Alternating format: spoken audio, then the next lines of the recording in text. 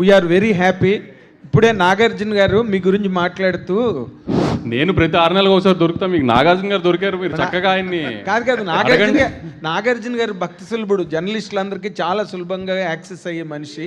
ఎప్పుడు వెళ్ళినా స్టూడియోలో ఉంటే మాట్లాడతారు. ఇక్కడ పాయింట్ ఏంటంటే Q&Aకి పెద్ద హీరో దొరికారు మీకు చాలా రోజులతో అవుతా. అది it is a great feast for the media, there is no doubt about it. Nagarjuna గారు రావడం అన్నది పైగా just before the release, that's all good thing. ఇక్కడ ఇందాక మీరు వచ్చే ముందు నాగార్జున గారు ఒక మాట చెప్తూ, అంటే వంశీ చాలా సినిమాలు ప్రొడ్యూస్ చేస్తాడు, డిస్ట్రిబ్యూట్ చేస్తాడు, ఆ గేమ్లో ఉంటాడు కాబట్టి his verdict or judgement opinion whatever that is always special అన్నట్టుగా ఇప్పుడు మాట్లాడారు about the present trends and everything.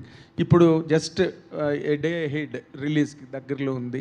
What is your as far as mass appeal from Akhil is concerned?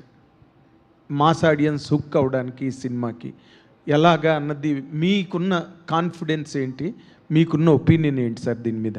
ముందు అఖిల్ తెల్లగా కనిపించట్లేదు స్క్రీన్ మీద, అదే చాలు మాస్ ఆడియన్స్కి ఫస్ట్. ఓ ఇప్పుడు దాకా అఖిల్ తెల్లగా కనిపించారు, మాస్కి పట్టలేదు అన్నారు కదా, అందుకే నల్లగా చేసాం అఖిల్ కష్టపడి, రోజు గంట మేకప్ చేయించి. అదే ఫస్ట్ మాస్ ఆడియన్స్ పెద్ద క్యాచింగ్ పాయింట్. ఫస్ట్ అతను వాళ్ళల్లో ఒకళ్ళ కనబడతాడు అఖిల్ ఈ సినిమాలో ఫస్ట్ టైం.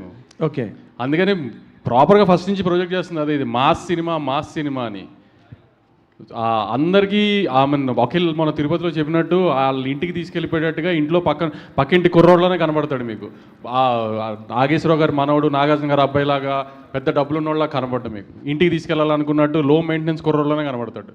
ఓకే, అదే మెయిన్ మాస్ అపీల్ సినిమాకి. ఓకే, అంటే మీరు మాస్ హీరోస్తో బాగా సినిమాలు చేస్తారు కదా సార్. ఇప్పుడు ఈ సినిమా తర్వాత అఖిల్ తాలూకా ప్రొఫెషనల్ కెరీర్కి ఈ సినిమా ఎంత ప్లస్ అవుతుందంటే how can you forecast it అండి?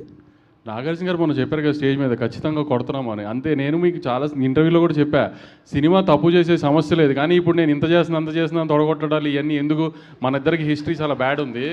సో అందుకని సినిమా తప్పు చేయదు, రేంజ్లు అనేది ఫ్రైడే సాయంత్రం మాట్లాడుకుందాం. ఇంకా good luck, all the very best అండి. వంశీ గారు ఒక మంచి సినిమాకి అన్నీ కలిసి వస్తాయి అన్నట్టు ఈ సినిమా టేక్ ఆఫ్ అయినాక చాలా చేంజెస్ జరుగుతూ వచ్చినాయి. ముఖ్యంగా హీరోయిన్ అవనండి, కెమెరామెన్ అవని, రకరకాలుగా.